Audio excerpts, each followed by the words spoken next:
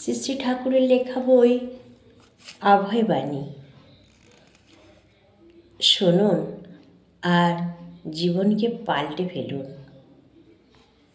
ঠাকুর বলছেন, ওরে বাঞ্ছিততম আনন্দের দুলাল, মুছে ফেল চোখের জল, মুছে ফেল তো রোগ, শোক, দুঃখ, জ্বালা, যন্ত্রণা, অভাব দূর করবার জন্য নাম রূপে আমি আবির্ভূত হয়েছি।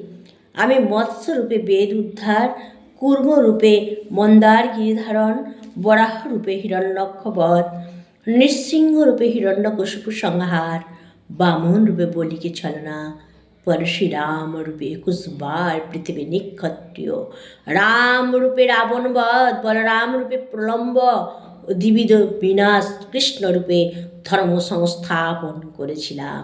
আমাগত প্রাণা দ্রৌপদীর লজ্জা নিবারণের জন্য বস্ত্রাবতার হয়েছিলাম। অসুর মোহনের জন্য বুদ্ধ দেহ পরিগ্রহ করি জগন্নাথ, বিশ্বনাথ, বৈদ্যনাথ, রঙ্গনাথ রূপে ধরায় অবস্থান করে কোটি কোটি পাতকীকে উদ্ধার করেছি। সেই আমি নাম অবতার রূপে অবতীর্ণ হয়েছি। হরে কৃষ্ণ, হরে কৃষ্ণ।